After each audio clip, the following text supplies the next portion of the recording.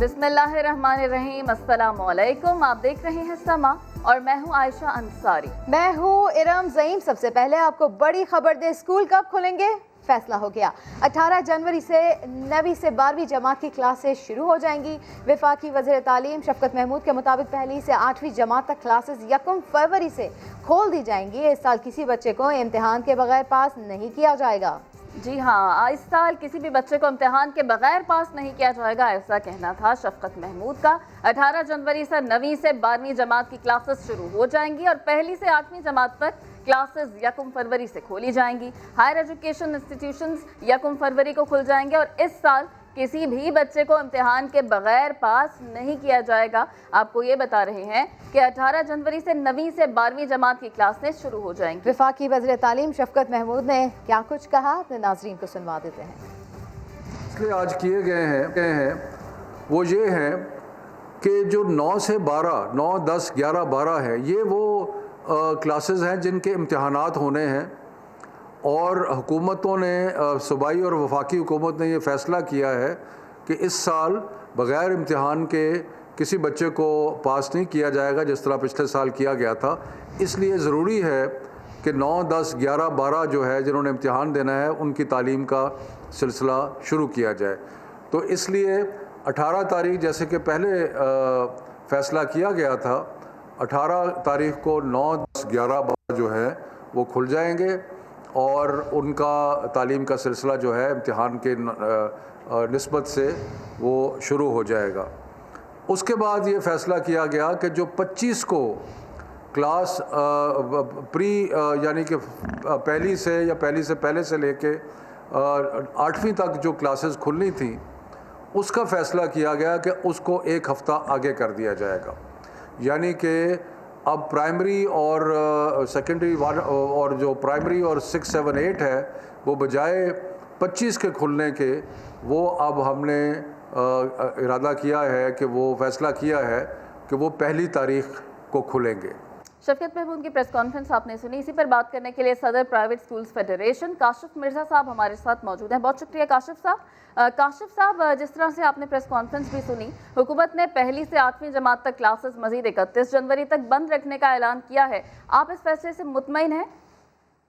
नहीं जी, बिल्कुल मुतमईन नहीं है, क्योंकि ये तो बड़ा अफसोसनाक खबर है कि आप, इसका मतलब है ये कौम को मजीद जो है इस अजाब में और जो है तालीम से दूर हमारे बच्चों को रख के अपने किसी हिडन एजेंडे की तकमील के ऊपर जो है कार फरमाएं। और अब आप देख लें ये 9, 10 की क्लासेस का आप कह रहे हो, जबकि हम देखते हैं कि जो एडवाइजरीज इंटरनेशनल लेवल के ऊपर हैं वो बिल्कुल इससे रिवर्स हैं। वो ये कह रहे हैं जितने बच्चे छोटे हैं वो उतना ही ज़्यादा महफूज हैं। और सबसे बड़ी बात यह है कि इसमें WHO ने बड़ा कैटेगोरिकली ये कहा हुआ है कि हमारे जो बच्चे हैं इनमें 36 लाख में से 1 बच्चे के मुतासर होने का खदशा है और जितना छोटा बच्चा हो उसका इम्यूनिटी सिस्टम उतना मजबूत है। ये बात इंटरनेशनल लेवल पे भी रिकग्नाइज है और हमारे जो एक्सपर्ट्स हैं वो भी ये बात कह रहे हैं। तो होना तो ये चाहिए कि अब आपको बगैर किसी वक्त का ज़ाया किए हुए अमली तौर पे इकदाम करने चाहिए। और हमारे बच्चों को अगर आप फेब के ऊपर आपके लेके जाएंगे तो इस बात की भी कोई गारंटी नहीं है कि क्या फेब के अंदर भी जिस तरह इनकी ये बातें हैं वो तो इसको मजीद एक्सटेंड करेंगे। तो हमारा तो आपको पता है एग्जाम का सेशन ये चलना है, इस वक्त एंडिंग सेशन चल रहे हैं और जब आप इसको एंडिंग सेशन में भी इसको एक्सटेंड करेंगे, जलसे जुलूस आप बंद नहीं करेंगे, वहाँ पे आप इज्तिमा जो है, चाहे जलसे जुलूस हैं चाहे मज़ारों के ऊपर इज्तिमा ये कर रहे हैं वो मुसलसल हैं। तो खुदा के लिए हमारी कौम को 7.5 करोड़ बच्चों को तालीम का हक दे दो, उन्हें जीने का हक दे दो, सांस लेने का हक दे दो। और ये मुझे नहीं समझ आ रही ये कौन सी ऐसी जो है ये तरीके हैं जो इनको अभी तक डिटर्मिनेशन नहीं हो रही। पूरी दुनिया के अंदर आप देख लें, स्वाय पाकिस्तान कोई ऐसा मुल्क नहीं जिसने नेशन वाइड जो है वो तालीम पे लॉकडाउन किया है। अगर आप स्मार्ट लॉकडाउन की जिस तरह आज इन्होंने बात की है तो ये अब भी वो कर सकते हैं। जहां आपको लग रहा है हम आपसे ताउन करने को तैयार हैं, माइक्रो लॉकडाउन और स्मार्ट लॉकडाउन में हम भी एग्री करेंगे, लेकिन जहां पे हालात अच्छे हैं, सेशन आपको ऑलरेडी आपको पता विंटर एरिया में तो हमारा ये साल तो अमलन ही खत्म हो गया। तो जहां पे इस वक्त एग्जाम चल रहे हैं वो क्या करें? यकीनन इसके ऊपर हम जो है इसे वाज़ेह तौर पे मुस्तरद करते हैं और मुकम्मल तौर पे क्लास 1 to 8 जो है गवर्नमेंट से मुतालबा करते हैं कि इसका भी जो बाकायदा तौर पे नोटिफिकेशन किया जाए और बच्चों को जो है तालीम का हक दिया जाए। ٹھیک ہے کاشف مرزا صاحب ساتھ ہی رہیے گا. پرائیویٹ اسکول ایسوسی ایشن کے رکن حیدر علی صاحب نے بھی ہمیں جوائن کیا ہے. بہت شکریہ حیدر صاحب. جس طرح کاشف مرزا صاحب کہہ رہے ہیں کہ تعلیم پر لاک ڈاؤن نہیں ہونا چاہیے، لیکن شفقت محمود وہ یہ کہہ رہے ہیں کہ اسکول کھلنے سے انفیکشن ریٹ بڑھتا ہے اور یہی وجہ ہے کہ یہ فیصلہ کیا گیا ہے کہ پہلی سے 8ویں تک کلاسز کو ایک ہفتے آگے بڑھا دیا گیا ہے. آپ کیا کہیں گے اس پر؟ بسم اللہ الرحمن الرحیم. یونیسیف ہو، WHO ہو یا ورلڈ بینک ہو، سب نے اپنی ایڈوائزری میں کہا کہ چھوٹے بچے اسکول کے باہر سے زیادہ اسکولوں میں محفوظ ہیں. اور جس طرح ابھی بھی بات کی مرزا صاحب نے، یقینی طور پر، اور ہمیں افسوس اس بات کا ہے کہ ہمارے ارباب اختیار اور اقتدار جو ہے ان کے پاس ڈیٹا یا سائنٹیفک کوئی میتھڈ یا طریقہ نہیں ہے، اور وہ 4 دن کے بعد جو ہے وہ اگر مگر کی باتیں کرتے ہیں اور پوری قوم کو ایک اضطراب میں مبتلا کیا ہوا ہے. گو مگو کی کیفیت ہے، اور اتنے کروڑ بچوں کا تعلیمی عمل دوسرا تعلیمی سال جو ہے وہ ضائع ہونے کے قریب ہے. اور یہ آخری سہ ماہی اس سیشن کی جو ہے وہ چل رہی ہے، لیکن ابھی تک میرا خیال ہے کہ ہمارے ارباب اختیار ہوش کے ناخن لینے کا ارادہ نہیں رکھتے. تو all Sindh private schools and colleges association بھی اس فیصلے کو جو ہے وہ سختی سے مسترد کرتے ہیں اور مطالبہ کرتے ہیں حکومت سے کہ فوری طور پر ایک واضح اور 2 ٹوک پالیسی اعلان کی جائے، اور یہ 4 دن اور ایک ہفتے کے جو اگر مگر کا معاملہ ہے اس کو ختم کیا جائے. دنیا تعلیم کو سنجیدگی سے لیتی ہے، ہماری سنجیدگی کا عالم یہ ہے کہ سارے کاروبار ہائے زندگی جو ہے کھلے ہوئے ہیں، تعلیم میں لاک ڈاؤن ہے، اور اس لاک ڈاؤن میں بھی ایک عجیب بے چینی اور بے یقینی ہے کہ کوئی چیز واضح نہیں ہو رہی ہے. تو میں اس بات کو مسترد بھی کرتا ہوں اور مطالبہ بھی کرتا ہوں کہ تعلیمی اداروں کے لیے اب فوری طور پر ایک واضح اور 2 ٹوک پالیسی کا اعلان ہونا چاہیے، اور کلاس 1 سے لے کر کلاس 8 تک بھی 18 جنوری سے ہی تعلیمی اداروں کو کھولنا چاہیے. اور ان کے بھی امتحانات ہونے ہیں، ان کے بھی تعلیم و تربیت کا مسئلہ ہے. تو میں سمجھتا ہوں کہ اب حکومت کو بلا تاخیر کسی بھی معاملے پر تعلیمی اداروں کو بند نہیں کرنا چاہیے، اور اسمارٹ لاک ڈاؤن ہو یا مائکرو لاک ڈاؤن ہو، تو جن علاقوں میں یہ انفیکشن ریٹ زیادہ ہے ان علاقوں میں یقینی طور پر ہم بھی کمپرومائز کرنے کے لیے تیار ہیں. یعنی کہ آپ کے خیال میں کہ جن علاقوں میں زیادہ کیسز ہیں وہاں پر ایک سمارٹ لاک ڈاؤن یا ایک پراپر پالیسی مرتب کی جائے. آپ کا موقف ہم تک آ چکا ہے. بہت شکریہ حیدر علی صاحب، آپ ہمیں اپنا موقف دے رہے تھے، اور کاشف مرزا صاحب آپ بھی ہمارے ساتھ موجود تھے. آپ دونوں کا بہت شکریہ.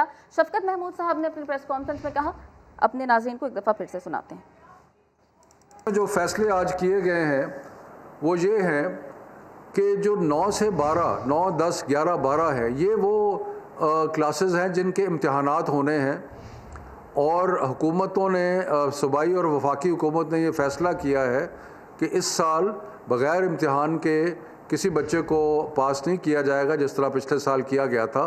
اس لیے ضروری ہے کہ 9 10 11 12 جو ہے جنہوں نے امتحان دینا ہے ان کی تعلیم کا سلسلہ شروع کیا جائے. تو اس لیے 18 تاریخ جیسے کہ پہلے فیصلہ کیا گیا تھا، 18 تاریخ کو 9 10 11 12 جو ہے وہ کھل جائیں گے، اور ان کا تعلیم کا سلسلہ جو ہے امتحان کے نسبت سے وہ شروع ہو جائے گا. اس کے بعد یہ فیصلہ کیا گیا کہ جو 25 کو کلاس پری یعنی کہ پہلی سے یا پہلی سے پہلے سے لے کے 8ویں تک جو کلاسز کھلنی تھیں، اس کا فیصلہ کیا گیا کہ اس کو ایک ہفتہ آگے کر دیا جائے گا. یعنی کہ اب پرائمری اور سیکنڈری اور جو پرائمری اور 6 7 8 ہے وہ بجائے 25 کے کھلنے کے، وہ اب ہم نے ارادہ کیا ہے کہ وہ فیصلہ کیا ہے کہ وہ 1 تاریخ کو کھلیں گے. اور پاکستان کا تعلیمی نصاب دیگر ممالک کے نصاب سے بہت پیچھے ہے. بین الاقوامی ادارے نے پاکستان کے 4تھی جماعت کے طلبہ کے امتحان لیا. کیا نتائج نکلے فرح ربانی سے جانتے ہیں. فرح بتائیے گا. 4تھی کلاس کی مجھے کتابیں دکھائیے گا. ٹھیک ہے، تو مطلب بچے بنیادی طور پر 5 کتابیں پڑھتے ہیں. جی ٹھیک. کیا آپ جانتے ہیں پاکستان میں 4تھی جماعت کا طالب علم جو پڑھ رہا ہے وہ کورس کئی ممالک سے پیچھے ہے. یعنی علم ریاضی اور سائنس کی جو تعلیم دی جا رہی ہے وہ بہت پرانی ہے۔ بین الاقوامی ادارے ٹیمز نے دنیا بھر کے 60 ممالک میں 1 لاکھ سے زائد بچوں سے آن لائن امتحان لیا۔ بنیادی سوالات تھے، مثال کے طور پر 2 جاندار اور 2 بے جان اشیاء کی شناخت کریں، جمع تفریق کے بنیادی اصول۔ آپ کو حیرت ہوگی کہ 4th جماعت کے 5000 پاکستانی بچوں نے اس امتحان میں حصہ لیا اور تقریباً تمام نے 40% سے کم سکور کیے۔ ریاضی کے مضمون کا ایوریج سکور 32.8% تھا، جبکہ سائنس مضامین میں بچے 29% نمبر حاصل کر سکے۔ یعنی 4تھی جماعت کے بچے کو اس کے ذہن کے مطابق جو سلیبس پڑھایا جاتا تھا وہ دوسری جماعت سے بھی کم معلوم ہوتا ہے۔ اس بارے میں جب وزارت تعلیم سے بات کی تو انہوں نے کہا غلطیوں سے سیکھیں گے، ٹیچرز کی ٹریننگ کریں گے، کورس پر نظر ثانی ہوگی، لیکن نیا بہتر کورس کب آئے گا کسی کو کچھ پتہ نہیں۔ آگے بڑھتے ہوئے آپ کو بتائیں کہ ڈپٹی چیئرمین سینٹ سلیم مانوی والا کہتے ہیں نیب کا احتساب کیوں نہیں ہو سکتا، نیب افسران کی طلبی کیوں نہیں ہو سکتی۔ سینٹ اجلاس سے خطاب میں ان کا کہنا تھا ہمارے ریٹرن لگانے میں تو نیب استاد ہے، ہم ان کے ریٹرن کیوں نہیں منگوا سکتے۔ چیئرمین صاحب اگر آپ کو بلیک میل کر رہا ہے تو ایوان کو بتائیں۔ کو نیب کا احتساب کرنے میں کیا آبجیکشن ہے، نیب کے لوگوں کو بلانے میں کیا آبجیکشن ہے؟ میں اخبار میں سنتا ہوں کہ انجینئر منگی صاحب جو ہیں ہمارے ڈی جی، وہ ان کی فیملی ملک سے باہر رہتی ہے، تو بھائی اگر وہ باہر رہتی ہے تو ان کا ہم کیوں نہیں پوچھ سکتے؟ ہم ان کے ریٹرن، وہ ہمارے ریٹرن نکالنے میں تو بڑے استاد ہیں، ہماری چیزیں انٹریز چیک کرنے میں تو بڑی آگے بڑھتے ہیں، تو ہم ان کے کیوں نہیں چیک کر سکتے کہ جی ان کی فیملی باہر کیسے رہتی ہے؟ ان کے ریٹرن ہم کیوں نہیں منگا سکتے اور ہم چیک کر سکتے ہیں؟ ہم بالکل کر سکتے ہیں اور ہم کریں گے سر۔ اور ونس اگین میں یہ کہنا چاہتا ہوں کہ اگر چیئرمین نیب بلیک میل ہو رہے ہیں، سینٹ موجود ہے، نیشنل اسمبلی موجود ہے، ہماری کمیٹیز موجود ہیں، آ کے ہمیں بتائیں کہ ان کو کون بلیک میل کر رہے ہیں۔ سینیٹر بابر اعوان نے سلیم مانوی والا کو جواب دیتے ہوئے کہا کہ پچھلی حکومتوں نے نیب قوانین پر کچھ نہیں کیا، عمران خان کی حکومت نے صدارتی آرڈیننس بھیجا تو کسی نے پوچھا تک نہیں۔ بولے حکومت بے لاگ احتساب کے لیے آج بھی تیار ہے، ماضی میں سب نے سیاستدانوں کے خلاف کالے کوٹ پہنے، استعفے مانگے، اپنی باری آئی تو دوہرے معیارات کیوں ہیں؟ پاکستان میں ٹرانسپیرنسی احتساب میں لانے کے لیے، کرپشن روکنے کے لیے آئیے ایک ادارہ جاتی ریفارم ہم کرتے ہیں۔ وہ مر گیا، وہ جس طرح زمین جنبش نہ جنبش گل محمد، اس محاورے کے مطابق مر گیا وہ آرڈیننس، لیکن اس کو کسی نے ہاتھ نہیں لگایا۔ کون لوگ تھے جو کہتے ہیں کہ سیاستدانوں کے خلاف احتساب ہوتا ہے؟ اور سب نے سیاستدانوں کے خلاف مقدمے بنائے، سب نے کالے کوٹ پہنے، سب گئے اور ہمیشہ کہتے رہے الزام آ گیا ہے، استعفیٰ دو، عدالت میں جاؤ، نیچے اترو، سامنا کرو۔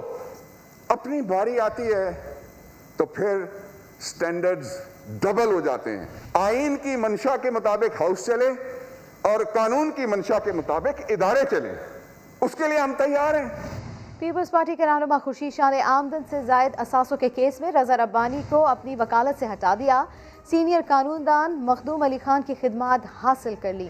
سپریم کورٹ میں آمدن سے زائد اثاثوں کے کیس میں جعلی رہنما خورشید شاہ کی درخواست ضمانت پر سماعت ہوئی۔ گرفتار پیپلز پارٹی رہنما نے نیب مقدمے میں درخواست ضمانت کے لیے رضا ربانی کو وکیل مقرر کیا تھا، لیکن وہ عدالتی سوالات کے تسلی بخش جواب نہیں دے سکے تھے۔ رضا ربانی نے گزشتہ 2 سماعتوں پر عدالت سے تیاری کے لیے وقت مانگا تھا۔ کیس میں خورشید شاہ کی وکالت اب سینئر قانون دان مخدوم علی خان کریں گے۔ کراچی کی انسداد دہشت گردی عدالت میں گینگسٹر عزیر بلوچ کے خلاف 8 سے زائد مقدمات کی سماعت۔ عزیر بلوچ اور دیگر کا بیانات قلم بند کے دوران دلچسپ مکالمہ ہوا۔ راکٹ لانچر کیسے پھٹتا ہے؟ عدالت کا عزیر بلوچ سے سوال۔ راکٹ لانچر چلانے پر گاڑی یا کسی چیز سے ٹکراتا ہے اور پھٹ جاتا ہے، عزیر بلوچ کا جواب۔ اس حوالے سے مزید جان لیتے ہیں اپنے نمائندے عرفان الحق سے۔ عرفان، یہ تو خاصا دلچسپ مکالمہ ہوا ان دونوں کے درمیان۔ جی ہاں، عدالت نے بڑا دلچسپ سوالات پوچھے ہیں اور جس پہ عزیر بلوچ نے دلچسپ جوابات دیے ہیں۔ عدالت نے استفسار کیا کہ راکٹ لانچر کیسے چلتا ہے، آپ ہمیں بتائیں گے؟ جس پر عزیر بلوچ کا کہنا تھا کہ راکٹ لانچر چلانے پر کسی چیز سے ٹکرا جائے، گاڑی یا زمین سے، تو وہ پھٹ جاتا ہے۔ جس پر عدالت نے استفسار کیا کہ کیا پھٹنے کے بعد راکٹ لانچر کے ٹکڑے ملتے ہیں، تو عزیر بلوچ کا کہنا تھا یہ تو ہمیں نہیں معلوم، کیونکہ ہم نے یہ فلموں میں دیکھا ہے کہ راکٹ لانچر چلایا جائے تو اس کو وہ پھٹ جاتا ہے. تاہم یہ بات بم ڈسپوزل اسکواڈ ہی بتا سکتا ہے کہ عزیر کے کس طرح اس کے ٹکڑے ملتے ہیں اور ٹکڑے ملتے بھی ہیں یا نہیں. عدالت نے دیگر ملزمان جو امین بلیدی اور دیگر ملزمان بھی عدالت میں پیش ہوئے ہیں ان سے بھی استفسار کیا کہ پیپلز پارٹی سے تعلق کے متعلق آپ کا کیا کہنا ہے، جس پر امین بلیدی نے خاموشی اختیار کی اور یہ کہا کہ بلاول بھٹو ہمارے چیئرمین ہیں اور پارٹی کے متعلق میں کچھ نہیں کہنا چاہتا. عدالت نے ملزمان سے پوچھا کہ آپ پر اقدام قتل، پولیس مقابلہ، دھماکہ خیز مواد رکھنے کا الزام ہے اور یہ سارے الزامات سے متعلق آپ کیا کہتے ہیں.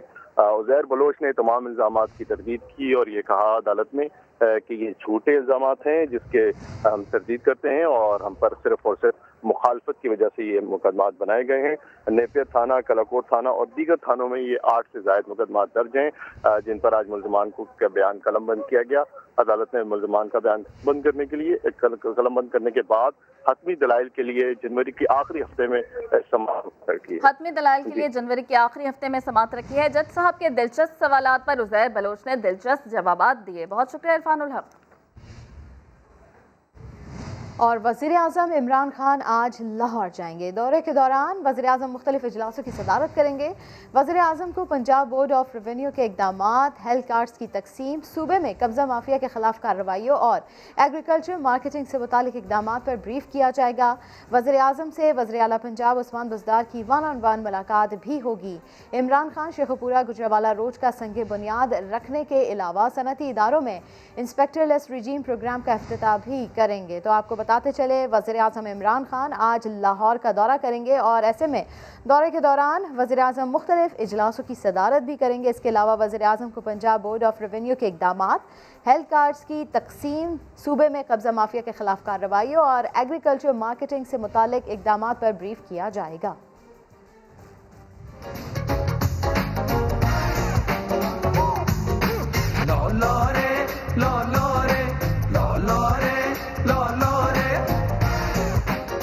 سارے یہاں مچھر، گندگی، سارا ہمارا محلہ ڈسٹرب ہے اس کوڑے سے. پہلے تو تھوڑا سا ہوتا تھا، اب یہ دیکھ لو کہ یہاں سڑک کے اوپر پھیل رہا ہے. یہاں پر اتنی گندگی اور اس قدر غلاظت ہے کہ سانس لینا جو ہے دوبر ہے. نالائق حکومت کے پلے پڑ جائیں گے تو اسی طرح ہوگا. کوڑے کا ڈھیر لگا ہوا یہاں پہ، پہلے لاہور ایسا نہیں تھا، ابھی کیا لاہور کا حال کر دیا انہوں نے.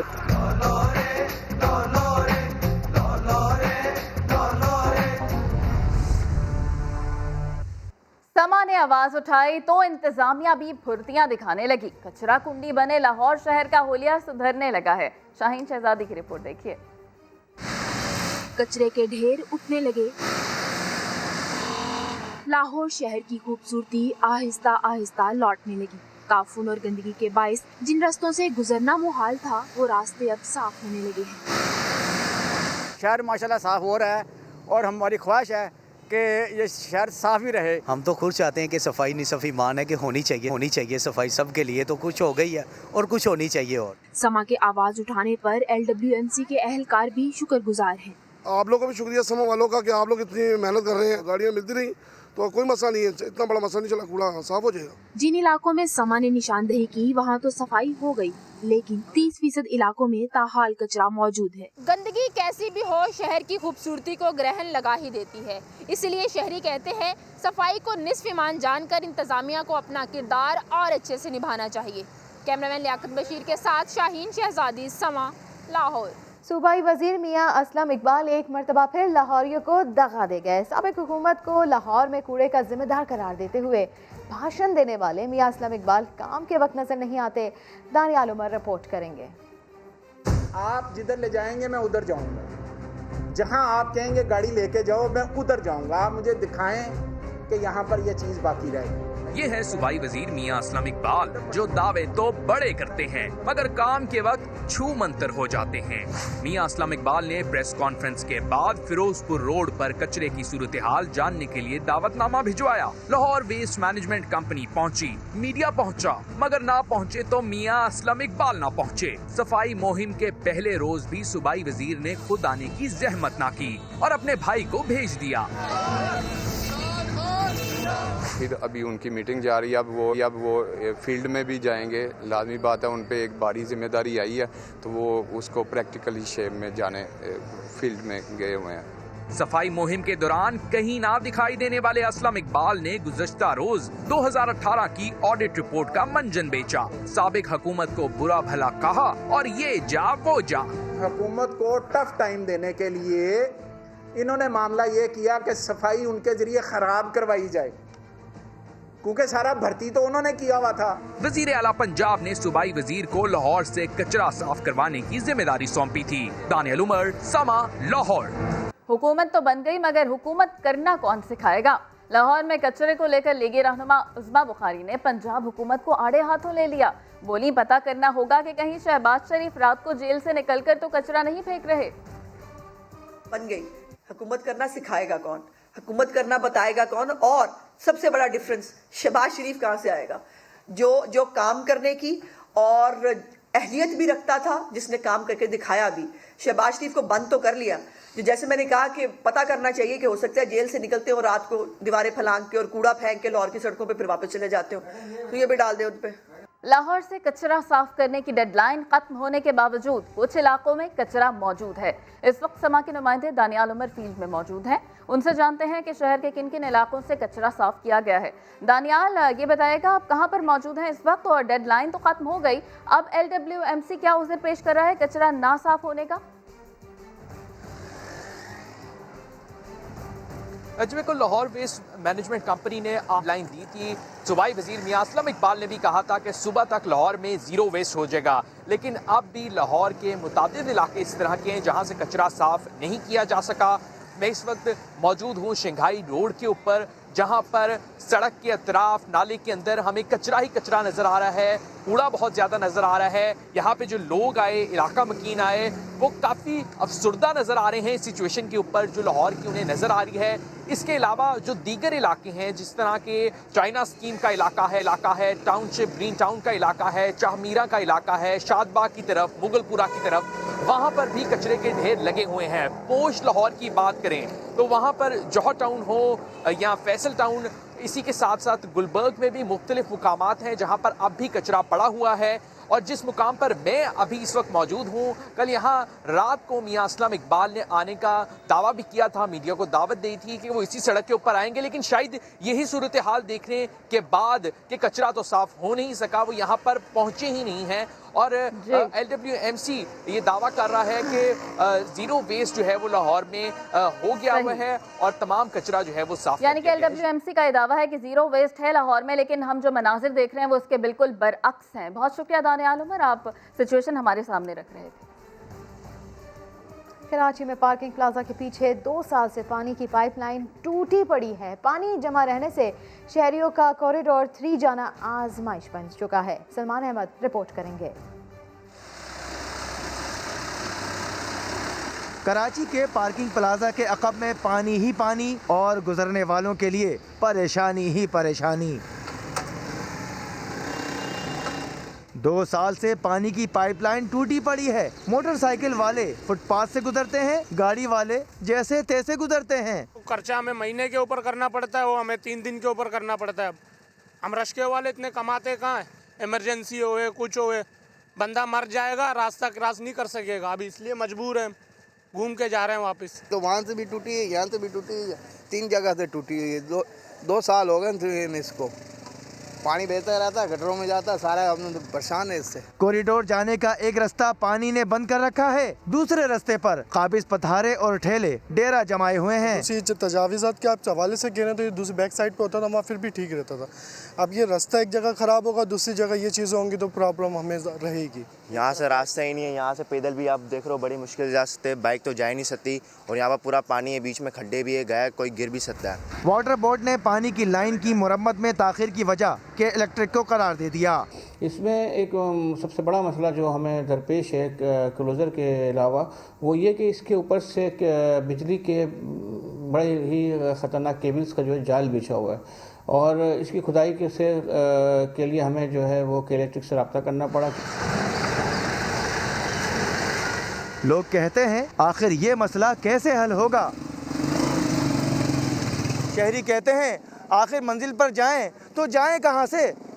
कैमरामैन मरगूब हुसैन के साथ सलमान अहमद, समा कराची। अभी आपको बराह रास्त लिए चलते हैं। पीटीआई रहनुमा फारूक हबीब मीडिया से बात कर रहे हैं। का वक्त दिया गया था कि आपने अपनी फाइंडिंग्स कंक्लूड करके इलेक्शन कमीशन को जमा करवाना है। वो 5 नवंबर की डेडलाइन थी, वो भी गुजर गई। आज जो है वो 15 जनवरी हो गई है, लेकिन फैसला इसके ऊपर नहीं आया, जिसकी वजह से आज हमने चीफ इलेक्शन कमिश्नर को ये ख़त दिया है, जिसमें मौक़िफ़ इख्तियार किया है कि स्क्रूटनी कमेटी का इजलास जो है वो रोज़ाना की बुनियाद के ऊपर हो, ताकि पीपल्स पार्टी और नून लीग की जो फॉरेन फंडिंग है इसका फ़ैसला हो सके।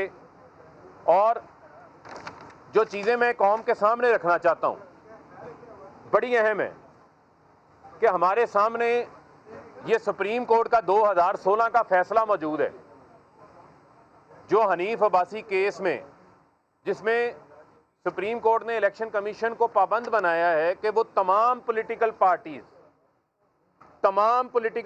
का मैं लफ्ज़ इस्तेमाल कर रहा हूँ, सिर्फ पीटीआई नहीं मैं कह रहा, तमाम पॉलिटिकल पार्टीज़ का मतलब है कि पीपल्स पार्टी भी, नून लीग भी, JUIF भी, और इस मुल्क के अंदर जितनी भी जमातें, सियासी जमातें इलेक्शन कमीशन में रजिस्टर्ड हैं, जो इंतखाबी सिंबल के लिए अप्लाई करती हैं, उनके अकाउंट्स का जांच पड़ताल आपने करनी है। Political parties order.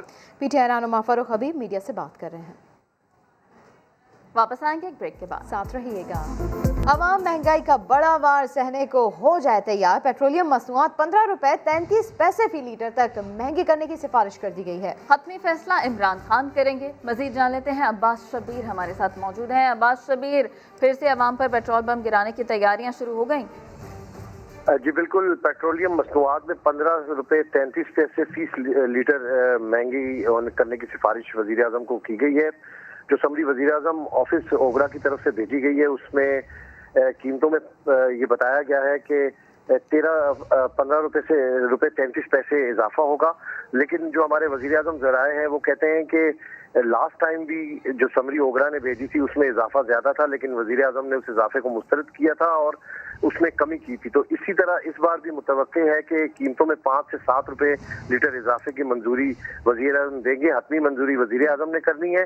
पेट्रोल 13 रुपए 7 पैसे और डीजल 11 रुपए 3 पैसे फी लीटर महंगा किया जाएगा। ये ओगरा ने सिफारिश की है, जबकि लाइट डीजल 15 रुपए 33 पैसे और मिट्टी के तेल की कीमत 11 रुपए 55 रुपए बढ़ाने की तजवीज़ दी गई है।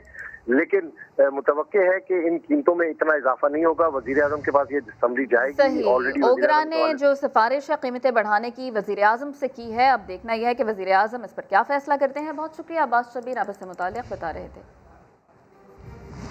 कराची में दालों की कीमतों में गुज़श्ता 2 हफ्तों के दौरान एक बार फिर इजाफा हो गया। माश और मूंग की दाल महंगी हो गई। सभा के नुमाइंदे खुर्शीद आलम से मजीद जानते हैं। खुर्शीद, बताइएगा इजाफे की वजूहात क्या सामने आई हैं और ख़रीदार क्या शिकवा कर रहे हैं? जी बिल्कुल, लगता ऐसा है कि कीमतों को पर लग गए हैं और ये पर मुख्तलिफ अशिया के दाम में तो लगे ही लगे हैं, लेकिन गुज़िश्ता 2 हफ्तों के दौरान दालों की कीमत में ख़ास तौर पर इजाफा देखा गया है। मैं इस वक्त एक बाज़ार में मौजूद हूँ और आपको कैमरामैन रिजवान दिखाएंगे कि ये माश की दाल है, ये मूंग की दाल है, और ये इन 2 दालों के बारे में बताया गया कि चूँकि ये दरामद होती हैं, इंपोर्ट होती हैं, लिहाजा इनके रेट में इजाफा हुआ है। और सबसे अहम तरीन बात यह है कि 225 रुपये में जो दाल माश थी पहले, वो उसके रेट में भी इजाफा हुआ है। कहीं 240 है, कहीं 250 और कहीं 260 रुपये किलो में ये फ़रोख्त हो रही है। जो कम आमदनी वाले इलाके हैं वहाँ पर इसके दाम 240 और के करीब है, और कुछ जगहों पर इसके दाम भी 250 और 255 रुपये फ़ी किलो वसूल किया जा रहा है। लोगों ने शिकायतों के अंबार लगाए हैं कि तेल हो, घी हो, चावल हो, अजनास हो, सब चीज़ों की कीमत में इजाफा देखा गया है, लेकिन कंट्रोल करने वाला कोई नहीं है। इस हवाले से जब ताजरों और दुकानदारों से बात की गई तो उनका ये कहना था कि चूँकि डॉलर के रेट में इजाफा हुआ है, रुपए की कदर में कमी हुई है, लिहाजा जब आप दालें इंपोर्ट करेंगे तो उनकी कीमत में खुद ब खुद इजाफा देखा जाएगा। खुर्शीद आलम अपडेट कर रहे थे। और अब आपको बताएं कि पीपल्स पार्टी के सीनियर रहनुमा कमर जमान कायरा कहते हैं चाय और पिज़्ज़ा अलामती बात भी है और मजाकी भी, आर पार नहीं, हम मफाहिमत की सियासत पर चलने वाले हैं। समा से खुसूसी इंटरव्यू में कहा ब्रॉडशीट के बारे में जो बातें हो रही हैं वो सब गप्पे हैं। ब्रॉड शीट के साथ मुआहदा किया था मुशर्रफ के दौर में, कैंसिल हुआ 2003 में, उन्हीं के दौर में। सो उसके बारे में जो गुफ्तगू हो रही है वो गॉसिप्स है, वो गप्पे हैं वहाँ, क्योंकि आसान टारगेट है कि जिसके मुंह में जो आता है वो कह देने के लिए बड़ा आसान काम है। कुछ अलामती बातें होती हैं, सारी गुफ्तगू में बड़ी संजीदगी से गुफ्तगू होती है, लेकिन फिर थोड़ी लाइटर साइड की गुफ्तगू भी होती है। तो ये चाय और फिजा जो है ये अलामती बात भी है और ज़रा तफन्नुन तबा की बात भी है। आर पार नहीं, हम मुफाहमत के रास्ते पे चलने वाले हैं, लेकिन मुफाहमत किसी मफाद के लिए नहीं, इस निज़ाम की मजबूती और मुस्तहकम करने के लिए। हुकूमत को साल में जाता देख रहे हैं सर? देख नहीं रहा, मुझे यकीन है कि चली जाए साल के आखिर में, स्टार्ट में, जितनी जल्द मुमकिन हो चली जाएगी, लेकिन इस साल तो बड़ा लंबा है, हमारी तो कोशिश जल्द चली